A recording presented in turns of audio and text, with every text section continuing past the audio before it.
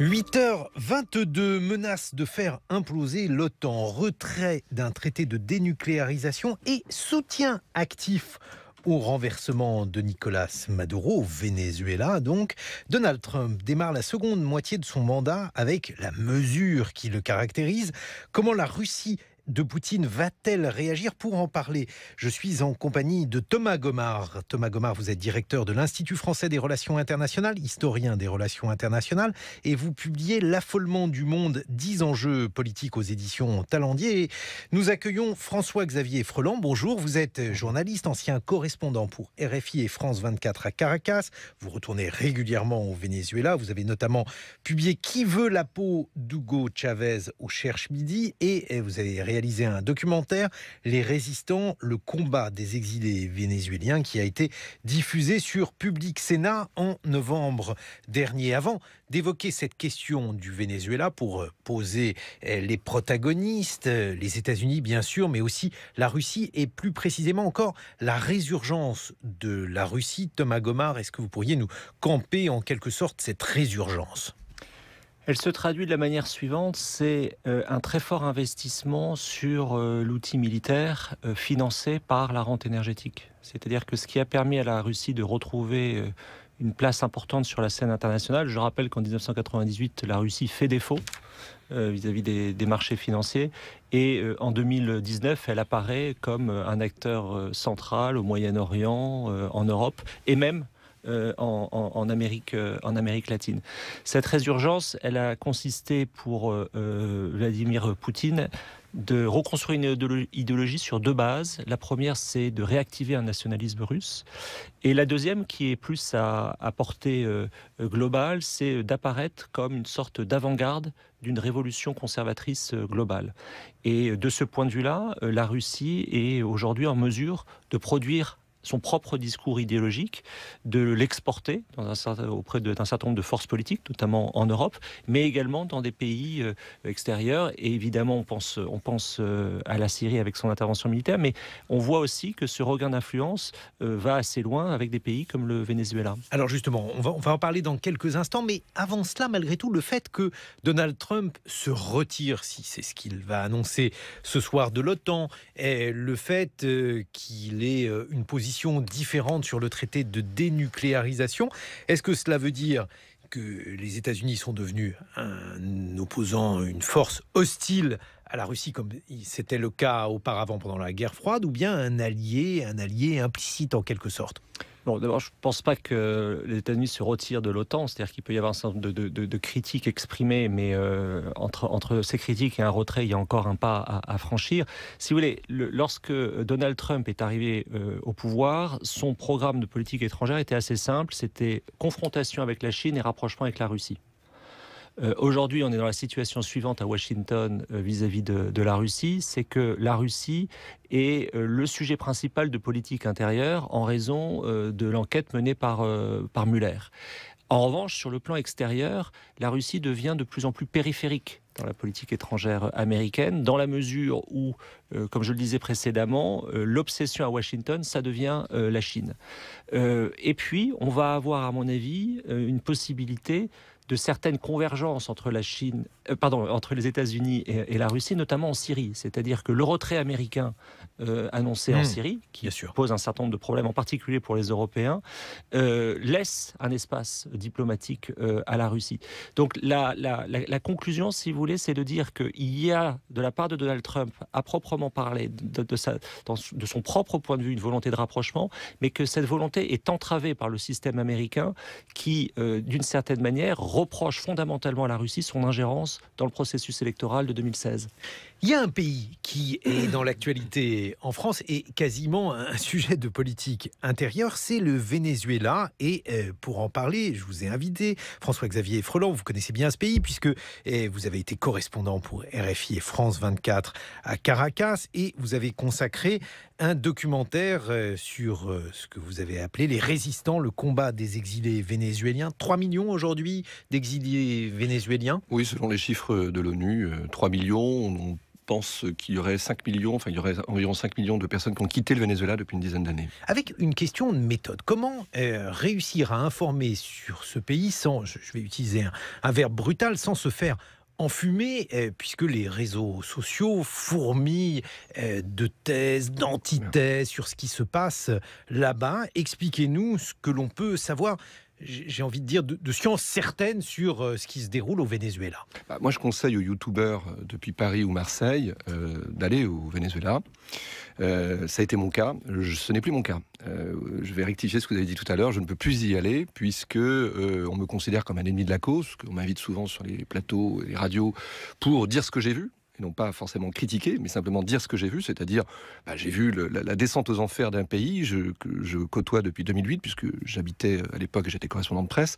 Donc j'ai vu depuis Chavez un virage qui a été un virage répressif, autoritaire, et puis j'ai vu aussi la dégringolade de l'économie vénézuélienne, qui ne date pas de Maduro, contrairement à ce qu'on entend parfois pour nous faire croire que tout était formidable à l'époque de Chavez, qui date déjà à l'époque de Chavez, avec des mauvais choix économiques, un manque de diversification, par exemple, de l'économie, et puis cette manière de s'accrocher à la rente pétrolière. Donc moi, j'ai observé durant toutes ces années, et je ne fais que raconter ce que je vois. D'ailleurs, je suis toujours choqué par cette pseudo-neutralité française, journalistique, ce pseudo-équilibre qui tente à nous faire croire qu'il y aurait deux camps. Il n'y a plus de camp au Venezuela. Tous les observateurs... On a vu pourtant, il y a eu différentes photos de supporters de Nicolas Maduro qui réclamaient que Maduro demeure au pouvoir, même d'ailleurs Danzier, économiste, qui n'est pas suspect de sympathie chaviste ou maduriste, il disait que Maduro avait aujourd'hui 80% d'impopularité, ce qui veut dire qu'il a presque 20% de popularité. Alors déjà, on manipule facilement les images. On a vu ces photos de Caracas avec soi-disant des milliers de supporters de Maduro. En réalité, quand les images étaient prises de haut, on voyait que dans les rues adjacentes, il n'y avait personne. Elles étaient toutes resserrées dans une seule rue. Donc on sait qu'on peut transformer une petite manifestation en une grande mobilisation. Ce qui n'est pas le cas de la mobilisation de l'opposition, où là, vous aviez des images aériennes importantes, où vraiment, vous voyez une déferlante opposante au régime. Ensuite, il est vrai que Maduro a toujours joué un petit peu sur cette espèce de paranoïa, d'attaque extérieure, etc., pour essayer de ressouder ses fans ou ressouder les soutiens. Or, aujourd'hui, ça ne fonctionne plus. Il n'est suivi par personne. On voit les images, d'ailleurs, de son balcon présidentiel. Autrefois, je me souviens à l'époque de Chavez, j'allais souvent au palais présidentiel, c'était une foule. Il y avait des gens, mais beaucoup de gens qui soutenaient Chavez. Aujourd'hui, il n'y a plus personne qui soutient Maduro. La preuve en est que pour être allé à la frontière colombienne et vénézuélienne, j'ai vu ces électeurs de Chavez fuir le pays. Ce ne sont pas des riches, ce ne sont pas des bourgeois, ce sont des gens qui fuient les barrios, les fameux bidonvilles, parce qu'ils ne peuvent plus se nourrir, ils ne peuvent plus se soigner, et ils n'en peuvent plus de la pression et de la répression. François-Xavier Freland, si on vous dit que c'est tout simplement un coup d'État américain et qu'il n'y a aucune raison de soutenir un coup d'État américain, qu'est-ce que vous répliquez ?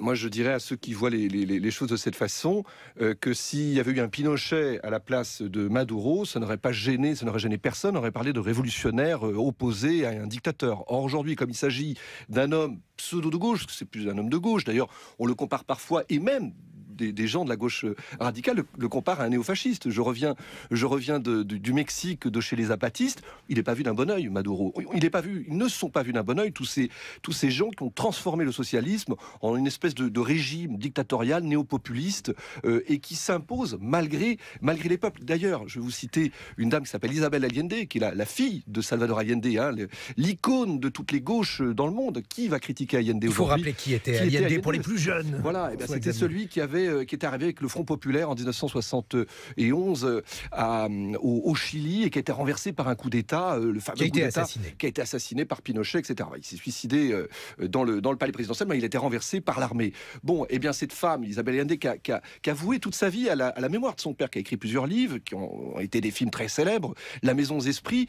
Qu'est-ce qu'elle dit ? Elle dit que c'est une honte de comparer Maduro à Allende, que c'est une honte. Pourquoi ? Parce que son père était un démocrate, son père respectait les lois, son père n'a jamais jeté une seule personne en prison, etc., etc. Aujourd'hui, vous voyez bien qu'on parle d'une vingtaine de morts dans les rues à balles réelles. On ne parle pas de flashball, à balles réelles dans les rues de la part des policiers contre les opposants vénézuéliens. On parle de 350 prisonniers politiques.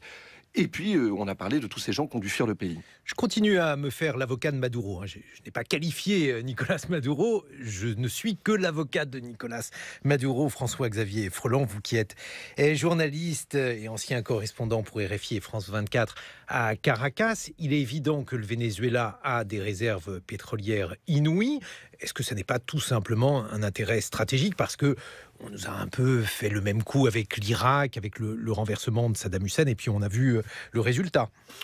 Alors, je trouve que souvent, ça c'est aussi une vision très européenne, voire très française, par le petit bout de la lorgnette, de tout voir en termes économiques. Certes, le Venezuela du pétrole, certes, il y a de l'or, etc. Évidemment que ça compte, on est d'accord. Mais pour le coup, Maduro, il y est allé tout seul dans cette crise. Je vous ai expliqué un petit peu les raisons, le régime répressif, une économie par terre, etc. Après, il est vrai que les blocs aujourd'hui, chacun cherche ses soutiens. Maduro, on n'a qu'à compter ses amis. Dis-moi qui tu fréquentes, je te dirai qui tu es. Cuba, qui est un régime démocratique modèle, évidemment. La Russie, la Chine, l'Iran, la Syrie, qui a quand même écrasé son peuple par les armes, et la Turquie. Bon. Et de l'autre côté, effectivement, vous avez de la part de l'opposition une recherche de soutien, un petit peu d'ailleurs comme De Gaulle, je vous le rappelle, en 1940, quand il était face à un régime dictatorial ou autoritaire, pardonnez-moi l'expression, est allé chercher les soutiens des Américains et des Anglais. Ça n'a gêné personne. D'ailleurs, c'est pour ça que mon film s'appelle Les Résistants. Et je soutiens ce mot et je le confirme. Il s'agit de gens qui, d'ailleurs, en plus, ne sont pas contre la gauche. C'est là où le débat est faussé. Vous avez aujourd'hui dans l'opposition des gens de gauche, mais vraiment sensibilité de gauche. Et qui aujourd'hui cherchent des soutiens. Donc il y a qui les pays occidentaux, évidemment. Il y a les États-Unis, mais il y a surtout l'Europe. Et il est vrai que la France reste dans le monde, et pas qu'au Venezuela, une référence en termes de respect des droits de l'homme. Dernière question, toujours en me faisant le porte-voix des partisans de Maduro. Pourquoi ne pas attendre les prochaines élections? Puisque après tout, si Guaidó veut devenir président du Venezuela, il n'a qu'à attendre. Mais les dernières élections ont été boycottées par l'opposition, donc c'était en mai 2018, parce qu'il n'y avait pas l'assurance d'une certaine transparence. C'est une évidence. Ça fait longtemps maintenant qu'on sait que régulièrement, les élections sont de plus en plus douteuses. Et donc, il n'y avait pas la certification d'une élection transparente. Donc, ils ont refusé d'y aller. Il y a eu une forte abstention. D'ailleurs, les chiffres ont été un petit peu transformés. On parlait de 30% de participation côté opposant, et on parlait de 50 ou 60% de participation côté Maduro. Donc, plus personne ne croit au système démocratique vénézuélien. Donc, les gens ne veulent pas y aller. Et autre chose, Maduro propose une main tendue, soi-disant, en acceptant des législatives anticipées. Or, c'est un bras d'honneur qu'il fait à l'opposition, puisque l'opposition est majoritaire au Parlement depuis 2 ans et demi, depuis fin décembre 2015, pardon. Et donc, par conséquent, il n'y a pas de raison, si vous voulez, que les Vénézuéliens aient envie d'aller réélire des députés qui sont plus ou moins d'accord avec leur volonté de renverser ou de faire partir Maduro. À 8h34 sur France Culture, on poursuit donc ce tour du monde des nouveaux points de tension avec donc un zoom sur le Venezuela puisqu'il est aujourd'hui au cœur de l'actualité. Thomas Gomard, vous qui êtes directeur de l'Institut français des relations internationales, comment cet affrontement, parce qu'aujourd'hui on a notamment les États-Unis et la Russie, il y a aussi la Chine qui est présente au Venezuela, comment dans ce pays s'inscrivent justement les forces en présence à l'échelle géopolitique? D'abord un point de méthode, parce que j'étais très sensible à ce que disait François-Xavier Freland.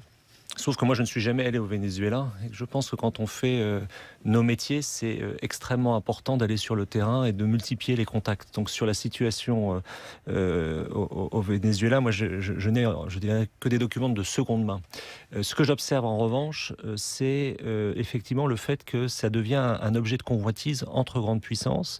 Et ce qui me frappe particulièrement, ce sont les prêts octroyés par la Chine et la Russie au régime de Maduro contre, d'une certaine manière, gagés sur les réserves de pétrole. Ce qui crée évidemment une situation de dépendance économique et qui se traduit aussi par des livraisons de systèmes d'armes. Ce qui est intéressant donc, c'est qu'il y a une sorte de rivalité de puissance entre les deux têtes actuelles, les deux têtes politiques qui cherchent des soutiens extérieurs. En ce qui concerne la Russie, puisque la discussion partait de là, on observe depuis plusieurs années effectivement un renforcement des un renforcement des liens qui passe par 2 canaux principaux, les investissements en matière énergétique et les ventes d'armes. Ce qui veut dire qu'il y a des intérêts pétroliers, alors peut-être orifères, parce qu'il y a beaucoup d'or au Venezuela, qui dépasseraient les seuls intérêts américains? Ah oui, bien sûr. Le fait que le Venezuela dispose des principales réserves pétrolières mondiales... Oui, parce qu'en fait, il faut quand même le dire, c'est un pays aujourd'hui failli, qui a dans son sous-sol des réserves et un trésor inouï. C'est la malédiction du pétrole. C'est-à-dire que c'est un pays qui a tout pour réussir, 30 millions d'habitants, et qui se retrouve aujourd'hui avec une hyperinflation. On est à plusieurs années de récession économique. Et donc, c'est une sorte de gâchis monumental.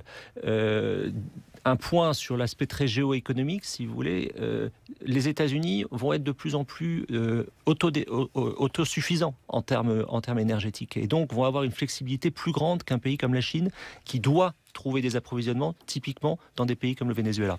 Et là, peut-être faut-il expliquer, François-Xavier Freland, comment cette catastrophe est arrivée au Venezuela, avec aujourd'hui une économie faillie, des gens qui n'ont pas à manger, un niveau d'inflation qui est quasiment difficile à chiffrer, alors que le pays regorge de pétrole. Et il y a eu une méthode, c'est quasiment une méthode qui a été employée pour aboutir à ce tableau apocalyptique. Il faut peut-être que vous nous expliquiez quelques points sur ce qui a été entrepris depuis Chavez.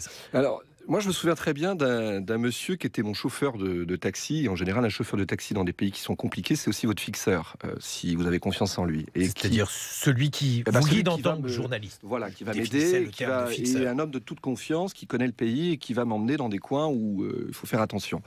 Et ce monsieur-là, au début, je me souviens, il était très silencieux dans la voiture.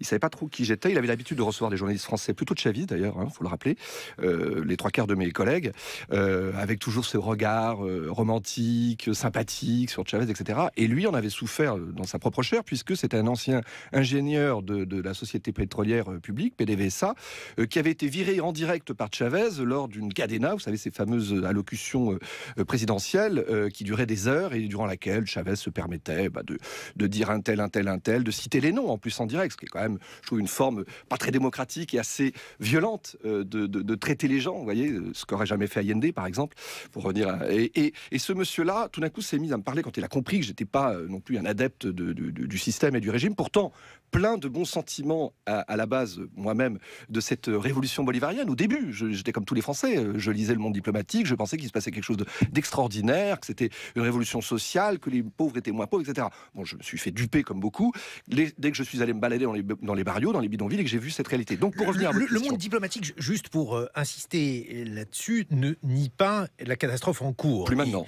Mais à culpa. Il évoque d'autres causes, ou en tout cas une analyse complexe de la situation. Mais en tout cas, sur le tableau, je crois qu'aujourd'hui, tout le monde est d'accord pour dire que le pays est dans un état abominable. M. Ignacio Ramonet, qui était à une époque rédacteur en chef, ou M. Maurice Lemoine, qui écrivait encore il y a peu dans Le Monde diplomatique, encensait la révolution bolivarienne et allait régulièrement au palais présidentiel interviewer Chavez et Maduro récemment. M. Ramonet, pas au nom du Monde diplomatique, mais enfin, ils sont restés quand même dans cet axe-là. Très fidèles jusqu'au bout. Bravo. Et donc ce que je voulais dire, c'est qu'en fait le problème du Venezuela, et c'est tout le paradoxe d'ailleurs du socialisme bolivarien, c'est que Chavez est arrivé en critiquant le capitalisme lié au pétrole, et lui il a fait la même chose, mais en pire. C'est-à-dire que il a voulu faire une espèce de capitalisme d'État sur le modèle chinois, peut-être, je ne sais pas où il est allé chercher son exemple, et en gros il a viré les techniciens, donc les techniciens de PDVSA, de la grande entreprise, donc il n'y avait plus de gens capables de diriger cette entreprise. Il n'a pas su diversifier son économie, donc résultat des courses, on était toujours dépendant de la rente pétrolière, et une fois qu'il n'y avait plus de pétrole, il n'y avait plus d'argent dans les caisses, et bien on ne pouvait plus payer les aides sociales, etc., etc. Donc en fait, ils y sont allés tout seuls dans ce tunnel. Il y a un point qui a été particulièrement catastrophique pour l'économie, c'est aussi une manière de prouver que l'enfer est pavé de bonnes intentions, c'est le fait de fixer des prix aux denrées de base qui ont permis à un certain nombre de gens malhonnêtes situés dans l'entourage du pouvoir de réaliser des importations et des exportations à des prix garantis par le système, ce qui veut dire qu'il y a des fortunes colossales dans l'entourage de Maduro et de Chavez. C'est répertorié par le New York Times, qui a une vision extrêmement équilibrée des choses, comme nos auditeurs peuvent l'entendre dans la revue de presse internationale de Camille Magnard. Et là, on a assisté à la création d'oligarques.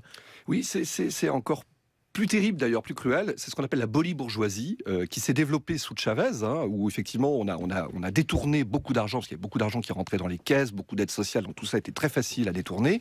Et aujourd'hui, eh bien ces gens d'ailleurs, pour certains, se détournent de la fin de Maduro. D'ailleurs, en général, ce ne sont pas les premiers à défendre le régime.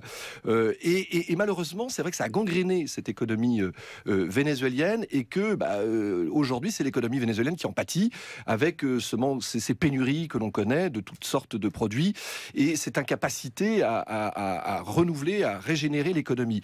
Mais il est vrai que c'est assez étrange de se dire que dans un pays qui était un exemple, un modèle de démocratie, on parlait de démocratie participative, on en soit arrivé à ce stade d'aussi peu de démocratie, aussi peu de respect des droits de l'homme, de respect de la presse, ne serait-ce que la presse. Donc on est vraiment dans un moment qui est pathétique en fait pour le régime. 8h42, les matins France Culture. On continue à évoquer les nouvelles lignes d'affrontement entre les États-Unis et la Russie. Nous sommes en compagnie de François-Xavier Freland, qui est ancien correspondant pour RFI et France 24 à Caracas, et Thomas Gomart, qui dirige l'Institut français des relations internationales. Thomas Gomart, ça a quand même un parfait de guerre froide, parce que là aussi, il faut peut-être le rappeler aux auditeurs les plus jeunes, mais l'Amérique latine a été un terrain d'affrontement au travers de nombreux conflits entre les États-Unis et la Russie, et c'est peut-être ce que l'on voit réapparaître au Venezuela. Oui, avec le problème suivant, c'est que quand vous regardez la situation de l'URSS en 1979, elle semble toute puissante. Elle intervient en Afghanistan, elle a des relais en Afrique, en Amérique latine. Elle est extrêmement présente en Europe, et elle s'effondre 10 ans plus tard. Et donc la question en fait pour la Russie, c'est que la Russie semble aujourd'hui très présente en Europe, intervient en Syrie, exerce de l'influence dans certains pays africains, en Amérique latine, mais a-t-elle le potentiel pour avoir cette grande politique sur la durée, avec une économie qui est comparable en taille à l'économie de l'Espagne?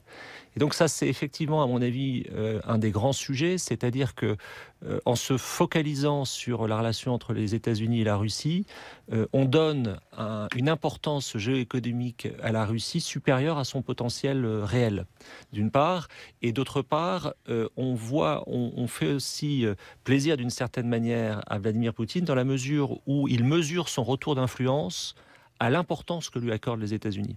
Mais en réalité, je pense que le problème fondamental de la Russie, c'est que c'est un pays qui est très ambitieux sur le plan international, et qui, de fait, sur le plan tactique, a des succès tout à fait significatifs, mais qui, à moyen terme et à long terme, je dirais, n'a pas forcément les moyens de ses ambitions. Au fond, aujourd'hui, la Russie est incapable, à la différence des Chinois qui se projettent jusqu'en 2049, la Russie est incapable de penser, après 2024, la fin en principe du mandat de Vladimir Poutine.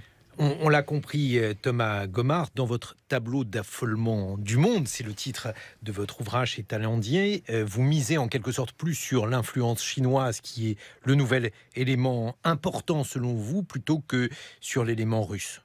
Mais ça dépend de quel point de vue on se place. Mais ce qui est certain, c'est qu'en termes structurels, c'est évidemment la montée en puissance de la Chine qui est le facteur déterminant. Si on est européen, en revanche, on va avoir une relation avec la Russie de plus en plus compliquée, sauf si on va vers une forme de solution en Ukraine, ce qui ne me semble pas immédiate, et sauf si les Européens et les Russes parviennent politiquement à changer de registre. Mais on n'en prend pas le chemin de part et d'autre. François-Xavier Freland, un mot de conclusion sur ce qui pourrait se passer maintenant au Venezuela. Quelles sont les prochaines étapes selon vous, vous qui connaissez bien ce pays? Bon, c'est difficile, mais évidemment tout va se jouer dans les rangs de l'armée. Est-ce que les militaires vont être fidèles jusqu'au bout à leur chef? On sent que l'exécutif tremble de plus en plus. Il y a eu déjà des mutineries récentes, et puis il y a eu quelques généraux qui se sont ralliés à l'opposant Guaido.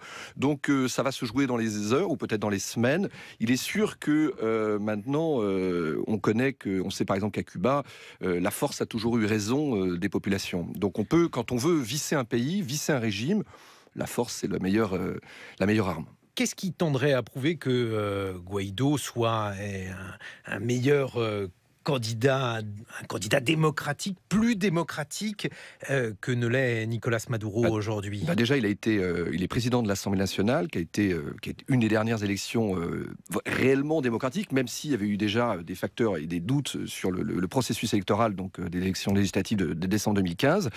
Cet homme, finalement, s'est autoproclamé, comme vous dites dans les rédactions, mais en réalité, il a pris l'article 233 de la Constitution vénézuélienne, qui propose, lorsqu'il y a vacance du pouvoir, non reconnaissance du pouvoir par la majorité, par la totalité, ce qui est le cas, puisque l'opposition refuse le pouvoir de M. Maduro, et bien d'être président par intérim. C'est le cas de M.